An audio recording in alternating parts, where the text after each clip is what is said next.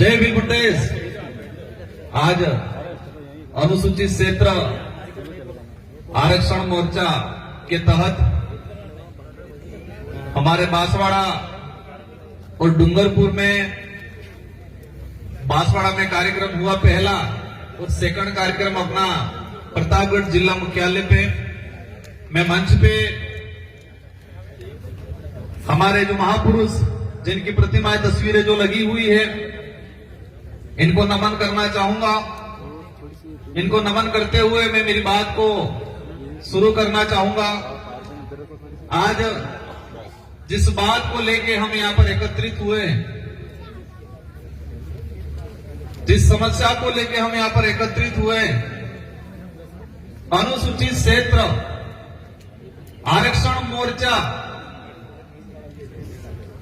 तो ये मंच पे जो हमारे जो प्रतिमाएं लगा रखी है, हमारे बिरसा मुंडा से लगा के ज्योतिबा फुले, जयपाल सिंह मुंडा, भीमराव अंबेडकर जी, जिस आरक्षण की अपन बात कर रहे हैं, जिस आरक्षण की अपन लड़ाई लड़ रहे हैं, इन महापुरुषों की देन है जो संविधान के अंदर सम्मिलित हुआ 5वीं अनुसूची। और बड़े दुख के साथ कहना पड़ रहा है, सरकारें कोई भी रही हो, लेकिन आज तक अनुसूचित क्षेत्र का रिजर्वेशन पॉलिसी संविधान के अंदर क्या है, सरकार ने कब कब कैसे नियम बनाए, संविधान में क्या है प्रावधान और दिया कितना, इस पे आज तक बात नहीं हो पाई। बात इसलिए नहीं हो पाई है क्योंकि हमारा क्षेत्र भोला भाला रहा, हमारी यहां की जनता हर किसी की बात पे विश्वास करने वाली रही, शिक्षा की कमी रही, हमें संविधान का ज्ञान किसी ने नहीं दिया। जो 1950 में बना उसकी बात किसी ने नहीं की, लेकिन 5000 साल पहले, 10,000 साल पहले काल्पनिक क्या घटनाएं हुई, उसकी एक एक कड़ी हमारे समुदाय के लोगों को, बड़े बुजुर्गों को, हमारे रिटायर्ड कर्मचारियों को बताया गया। आप सबने अनुभव किया होगा कि हमारे पूर्वज या हमारे बाप दादा अभी जो बड़े बुजुर्ग 60-70 साल की उम्र वाले हैं, स्कूल में नहीं गए होंगे, लेकिन ऐसी चीजें जानते हैं जो किसी कथावाचक के माध्यम से, किसी बैठक में सुना, जो 800 साल पुराना काल्पनिक घटना का एक एक कड़ी जानकारी में है, लेकिन संविधान के अंदर हमारा अधिकार किस अनुच्छेद में है उसकी बात किसी ने नहीं की, नहीं हमको बताया गया। ये विचारधारा आई, शुरुआत हुआ 5वीं अनुसूची के संवैधानिक अधिकार, लोगों ने भड़काया, ये 5वीं पास की बात कर रहे हैं।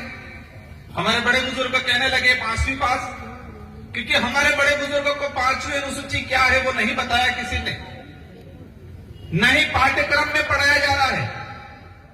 स्कूलों का जो पाठ्यक्रम है, उस पाठ्यक्रम में ट्राइबल के कितने राइट्स हैं, संवैधानिक अधिकार क्या हैं, वो नहीं पढ़ाया जा रहा है। कहीं पढ़ा भी दिया जाता है, 1 या 2 लाइन में सिमट दिया जाता है। आज बड़े दुख के साथ कहना पड़ रहा है कि हमारे साथ जितना जो अन्याय हुआ है, मैं कई बार कहता हूं कि पहले तलवारों से, तीर कमानों से लड़ाइयां लड़ते थे, तलवारों से, तीर कमानों से अत्याचार होता था, शोषण होता था, लेकिन आज कागज और कलम में अत्याचार हो रहा है हमारे साथ, कलम के माध्यम से कागजों में हो रहा है, और वो हमें एहसास भी नहीं हो रहा। जब सुप्रीम कोर्ट ने कहा कोटे में कोटा, केंद्र सरकार को कहा, और केंद्र सरकार ने सभी राज्यों पे छोड़ दिया कि राज्य अपने हिसाब से करें। अगर सच में हमारा इलाका वंचित है, उसको रिजर्वेशन देना चाहते तो टीएससी की बैठक बुलाते, सबसे पहले जितने ट्राइबल एमएलए हैं उन सारे एमएलए को बुला के पूछते क्या राय है सबकी। आज तक वर्तमान सरकार ने ट्राइबल एडवाइजरी काउंसिल की बैठक नहीं बुलाई। अब हमारे बड़े बुजुर्गों को ट्राइबल एडवाइजरी काउंसिल क्या है उसके बारे में भी नहीं पता है। वो पता इसलिए नहीं है कि आज तक इसके बारे में चर्चा नहीं हुई। माहौल बना दिया गया कि वो खा गया आरक्षण, वो खा गया, उसने ये किया वो किया। स्वाभाविक है, जो जागरूक पहले हुआ स्वाभाविक है जिसकी